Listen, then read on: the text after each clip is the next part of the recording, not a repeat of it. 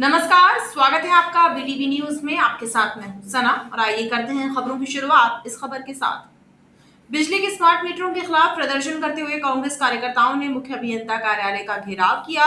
कांग्रेस कार्यकर्ताओं ने आरोप लगाया कि स्मार्ट मीटरों में खामियां और ठेका शर्तों के उल्लंघन के कारण उपभोक्ता लूटने के लिए मजबूर हैं। अभी तो ये लड़ाई है। बिजली के स्मार्ट मीटर में खामियों का आरोप लगाते हुए कांग्रेस कार्यकर्ताओं द्वारा आंदोलन चलाया जा रहा है। इसी कड़ी में कांग्रेस कार्यकर्ताओं ने रामपुर स्थित पूर्व क्षेत्र विद्युत वितरण कंपनी के मुख्य अभियंता एएल वर्मा के कार्यालय का घेराव किया।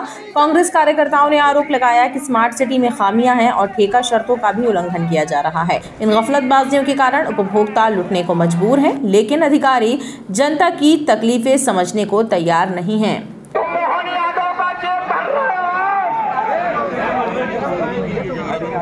कि मेरी बात शहर के गुंडों से नहीं होगी।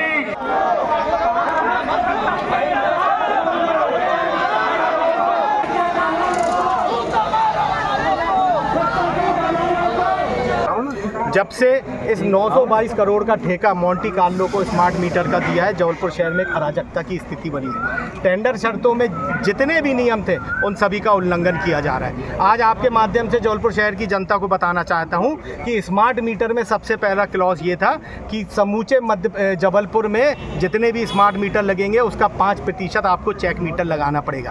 चेक मीटर मतलब कंज्यूमर का जो पहले का जो मीटर है उसके साथ स्मार्ट मीटर लगाया जाएगा, ताकि पारदर्शिता बनी रहे कि स्मार्ट मीटर सही गणना दे रहा है। ये उसका कागज़ जिसमें साफ तौर पे लिखा है कि 5% आपको चेक मीटर लगाने हैं, मगर जबलपुर में 5 चेक मीटर भी नहीं लगाए गए। दूसरा, इस ठेके में एक शर्त थी कि मोंटी कार्लो किसी को भी पेटी कॉन्ट्रैक्ट सब कॉन्ट्रैक्ट नहीं दे सकता, लेकिन मोंटी कार्लो ने दर्जनों छोटी मोटी कंपनियों को स्मार्ट मीटर लगाने का सब कॉन्ट्रैक्ट पेटी कॉन्ट्रैक्ट दे दिया। और अधिकतर वे जो कंपनियां हैं 60-70% बिजली अधिकारी जो हैं उनके रिश्तेदारों की या स्वयं उनकी है। विरोध प्रदर्शन के चलते पुलिस और प्रदर्शनकारियों में जमकर धक्का मुक्की हुई। कांग्रेस कार्यकर्ताओं ने चेतावनी दी कि जनता को राहत मिलने तक उनका ये आंदोलन जारी रहेगा। वेस्ट सेंटर रेलवे मजदूर संघ ने जीएम ऑफिस के सामने गेट मीटिंग आयोजित कर रेल कर्मियों की समस्याओं को लेकर आवाज बुलंद की। रेल मजदूर संघ के सदस्यों ने बताया कि संघ के द्वारा रेल कर्मचारियों की मांगों को लेकर रेल प्रबंधन से समय समय पर चर्चा की गई, लेकिन कुछ मांगे पूरी होना शेष हैं। रेलवे महाप्रबंधक कार्यालय के सामने गेट मीटिंग आयोजित कर वेस्ट सेंटर रेलवे मजदूर संघ के सदस्यों ने रेल कर्मियों के हक की आवाज बुलंद की। जिंदा बना के रखा है और हमारे गार्डों को बोलता है कि वो लोग एक वोट मांग रहा है, तो जो अपने बेटी को नौकरी लगाने का काम करता है और वो चैलेंज देता है कि हम लोग जो है पारदर्शिता लाएंगे। जिंदाबाद जिंदाबाद जिंदाबाद। वेस्ट सेंटर रेलवे मजदूर संघ के पदाधिकारियों ने बताया कि गेट मीटिंग का उद्देश्य कर्मचारियों की मांगों को लेकर प्रदर्शन करना और 26 जून को होने वाले चुनाव का प्रचार करना था। हम कर्मचारी को ये बताना चाहते हैं कि वेस्ट सेंटर रेलवे मजदूर संघ ने जो एजेंडा दिया है, जो हमारा घोषणा पत्र है, उसके तहत हम काम करेंगे। ईसीसी सोसाइटी को पूर्णतः डिजिटल करेंगे। ईसीसी सोसाइटी में वर्तमान में जो समस्या हो रही है सिक्योरिटी को रिमूव करेंगे और सिक्योरिटी को रिमूव करके लोन का इंश्योरेंस कराएंगे, जिससे सारे के सारे रेल कर्मचारियों को उसका लाभ मिलेगा। गेट मीटिंग के दौरान बड़ी संख्या में संगठन के सदस्य मौजूद रहे। 16 करोड़ की राजस्व वसूली के लिए बिजली विभाग के सिटी सर्किल कार्यालय में शहर पश्चिम संभाग के द्वारा बकायादारों के घर घर दस्तक दी जा रही है। वहीं बिल जमा नहीं करने वाले उपभोक्ताओं के विद्युत कनेक्शन विच्छेद किए जा रहे हैं। सिटी सर्किल कार्यालय के शहर पश्चिम संभाग में इस माह 16 करोड़ की राजस्व वसूली का लक्ष्य दिया गया है, जिसके एवज में अभी तक 10.5 करोड़ की वसूली की जा चुकी है एवं 5.5 करोड़ की वसूली के लिए गठित 7 टीमों के द्वारा बकायादारों के घर घर दस्तक देकर विद्युत कनेक्शन काटे जा रहे हैं। DESK सिन्हा के अनुसार 24 जून तक 2000 विद्युत उपभोक्ताओं के कनेक्शन विच्छेद किए जा चुके हैं। 16 करोड़ का लक्ष्य दिया गया है, जिसमें से 10 करोड़ 50 लाख रुपए की रिकवरी हो चुकी है। अभी वर्तमान में 5.5 लाख रुपया बचे हुए 7 दिनों में वसूली किए जाने शेष हैं और इस राशि को वसूलने के लिए सभी फीडर में फीडर इंचार्ज, साथ ही साथ उनके स्टाफ, आउटसोर्स कर्मचारी, रेगुलर कर्मचारी लगातार लगे हुए हैं, वसूली कर रहे हैं, उपभोक्ताओं से संपर्क कर रहे हैं। साथ ही साथ यदि कोई उपभोक्ता के द्वारा भुगतान नहीं किया जा रहा है तो लाइनें भी काटी जा रही हैं। सिविक सेंटर स्थित उद्यान के प्रवेश द्वार के सामने काबिज अस्थायी अतिक्रमण एवं मुख्य द्वार बंद होने से पार्क में आने वाले लोगों को काफी परेशानी हो रही है। शहरवासियों का कहना है कि भंवरताल की तर्ज पर मुख्य द्वार से ही पार्क में आने जाने का रास्ता बना दिया जाए। सिविक सेंटर स्थित उद्यान के इर्द गिर्द जमे ठेले टपरों की वजह से उद्यान में घूमने के लिए आने वाले लोगों को बेहद असुविधा हो रही है। पार्क के मुख्य प्रवेश द्वार के सामने ही अस्थायी दुकानें लगी हैं और मेन गेट भी बंद रखा गया है, जबकि उसे खोलने की आवश्यकता है। असुविधा ये होती है कि जो अतिक्रमण है और इतना कंजेस्टेड हो जाता है आने जाने में, अब एक के चक्कर में कभी कभी चोट भी लग जाती है, तो छोटे गेट पे चोट भी लग जाती है, जिसके कारण बहुत असुविधा होती है। अगर ये मेन गेट खुला रहे और यहाँ पे गार्ड तैनात रहे तो असुविधा नहीं होगी। दो बड़े गेट हैं, दोनों बंद है, और मेन गेट पे और दोनों गेट पे यदि एक ये मेन गेट है, इस पर भी अगर सिक्योरिटी गार्ड तैनात हो और आने जाने के लिए असुविधा ना हो तो छोटे गेट से ऐसे आने में लोगों को चोट नहीं लगेगी।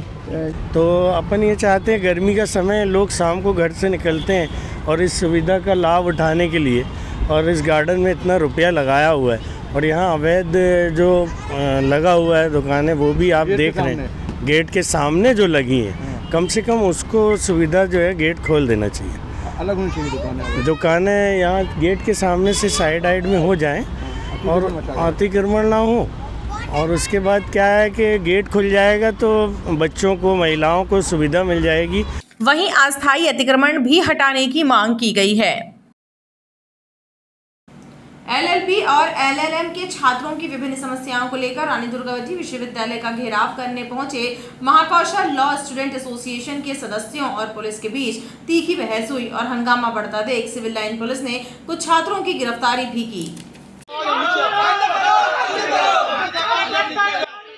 रानी दुर्गावती विश्वविद्यालय का घेराव करने पहुंचे महाकौशल लॉ स्टूडेंट एसोसिएशन के सदस्यों ने जमकर नारेबाजी करते हुए विरोध प्रदर्शन किया। इस दौरान कुलपति एवं कुलसचिव द्वारा छात्रों से मुलाकात नहीं की गई, जिससे छात्र आक्रोशित हो गए और हंगामे की स्थिति बन गई। मौके पर पहुंची सिविल लाइन पुलिस और छात्रों के बीच झूमा झपटी भी हुई। हंगामा बढ़ता देख पुलिस ने कुछ प्रदर्शनकारियों को गिरफ्तार कर लिया और उन्हें सिविल लाइन थाने ले गए। छात्र संगठन ने आरोप लगाया कि उनके साथ मारपीट एवं अभद्रता की गई है।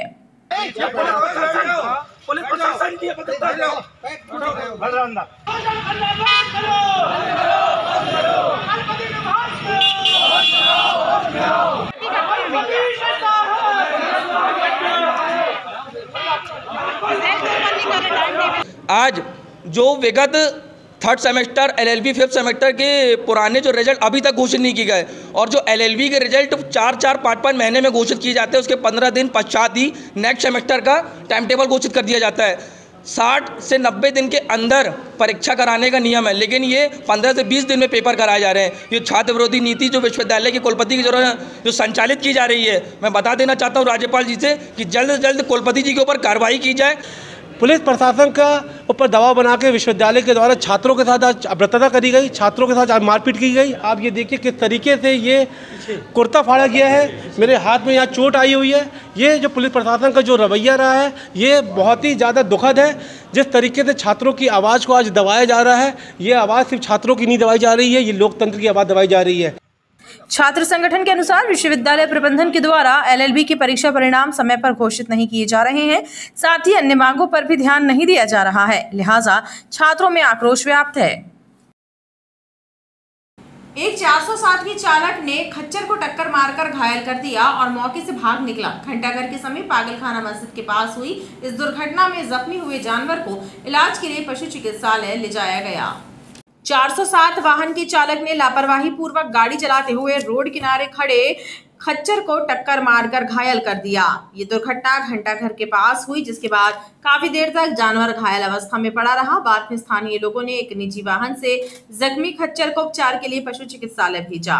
खच्चर दौड़ लगा रहा था, गाड़ी वाला आ रहा था जे यहीं पे रोड पे घंटाघर से तो बोलेरो वाले ने मार के चला गया है। टक्कर लग गई उसको, जख्मी हो गया है और टक्कर मार के चले गए। जख्मी बहुत ज़्यादा जख्मी हो गया, उसको मुँह में लगा है, खून खूब निकला है, ब्लड बहुत निकल रहा है। उसको अस्पताल भेज दिया गया है।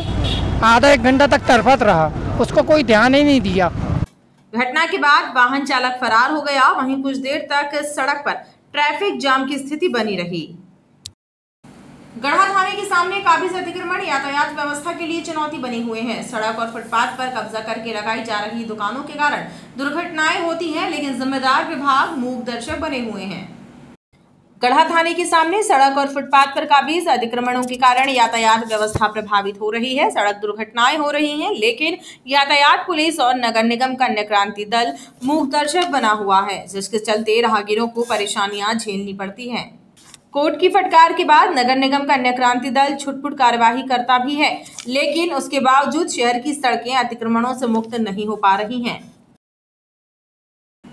और खबरों का सिलसिला लगातार जारी रहेगा। आप देखते रहिए BTV न्यूज़।